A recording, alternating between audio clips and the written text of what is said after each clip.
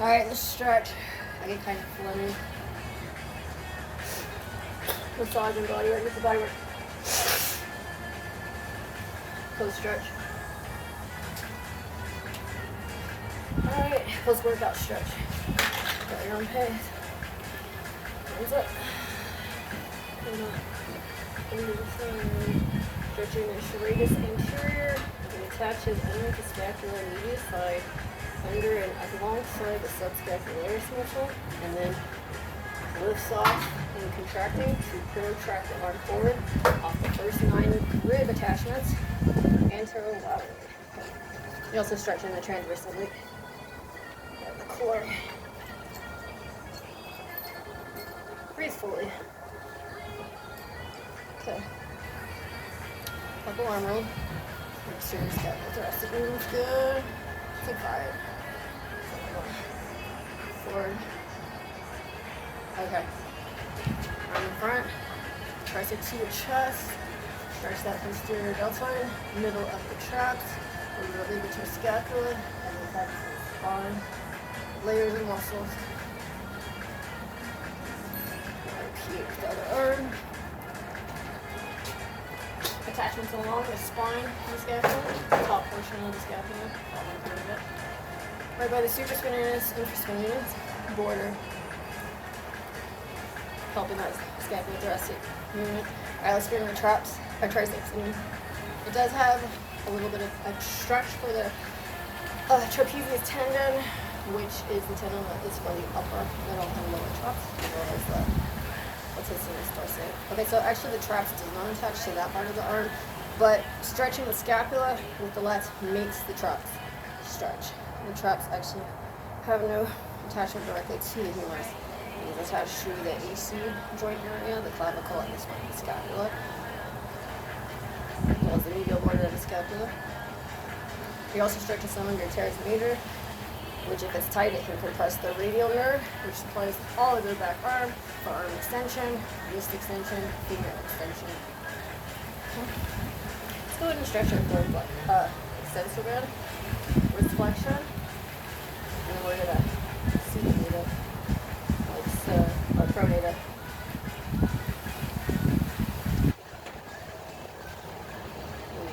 We will, okay. Now the flexor band along the pinky. Wrist extension, even though it looks like flexion, it's actually wrist extension, finger extension, and then we're going to supinate it, so tighten up this side, flexors. Okay, now repeat. This is wrist flexion. We're going to pronate it so we get our extensor band of the forearm, as much as you can.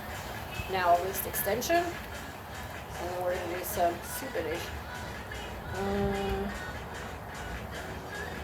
Yeah, supination. Stretching the inside over the pinky side over. It's the flexor band. Okay. Also some of your carpals, forearm muscles. Alright, let's go ahead and stretch pec major. Attachment to the sternum, first 5 ribs, sagitally, and attachment to the upper humerus. On the other side of the latissimus dorsi attachment and the teres major attachment. It is one of the majors, the lady that's between on your humerus. Okay, now we're gonna bring it down, stretch our clavicular attachment of the pec major, put it back to the sternum, the clavicle, or the AC joint, as well as the humerus and the first 5 ribs. Exactly. Okay, now we're gonna bring it up. Stretch our pec 1, our first 3 ribs, and the forward process of below the AC joint, and the anterolateral portion of the scapula. Releasing these will help with your posture, so that you don't have this kind of posture. But then bring it back, because they could be so tight that it's pulling forward, and you could have weak armors. Strengthen your armors. We'll get to that. Let's go ahead and switch. Pec major, sternal attachment. Now the clavicular attachment, pec minor attachment. Okay. Now we're going to stretch our rhomboids. Grab for this cool opening of the scapula, stretching the back. You're stretching your your middle trap, upper trap, and your rhomboid underneath the trap. You're doing your toe track, arm retractors, helps with posture, also relieving anxiety, but decompressing the sympathetic chain that it goes from T1 to T12 anteriorly along the spine. So you're decompressing it. Alright, so that'll be a more restful, peaceful state, I feel like, anytime. Body, mind, and spirit. Always on your toes, thinking fast. Let's see. We're always up to something. Alright, let's go ahead and do our hip flexors. We're stretching this one. We lean into our other knee, attaching to the anterior inferior iliac spine, the inside of the ilium underneath the ilium, as well as little finger serratus attachments to each of the lumbar spine and T12 and the disc. It contracts off the spine, so that a closed chain with the foot on that side to the floor. You can trunk flex, an open chain, foot off the floor. You can bring your knee up in hip flexion. There's a hip flexor. That's your stretching your hip flexor. It's also your trunk flexor. Now we're going to switch legs. Do the other leg.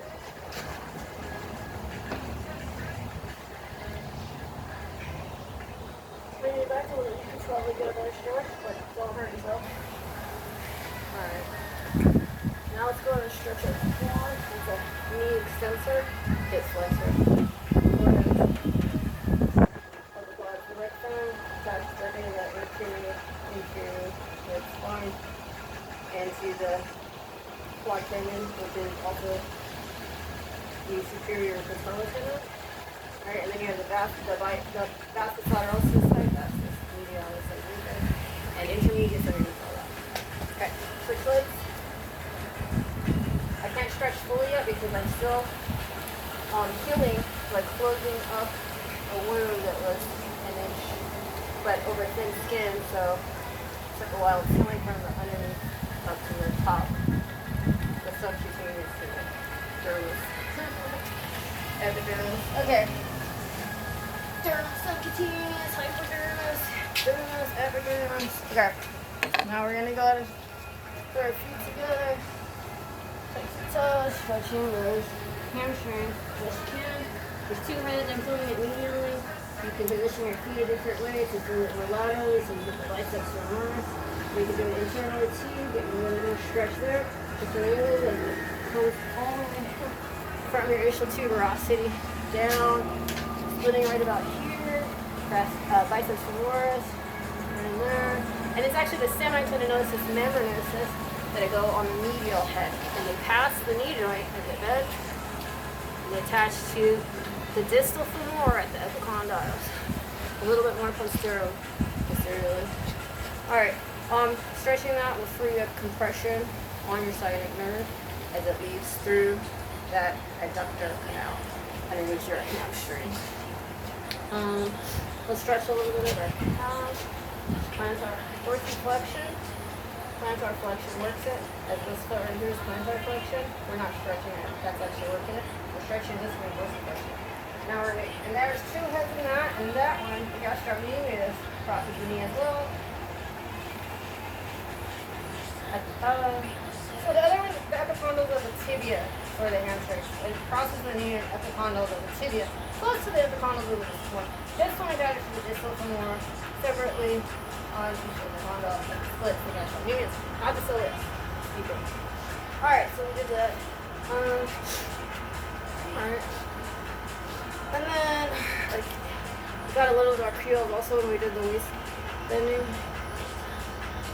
can also get a little bit more here if you want. Make sure kind of stretch it out a little. Focusing on your back. Make sure you have a secure post to anchor to it. Alright, that's it. You guys did great. Have a good one.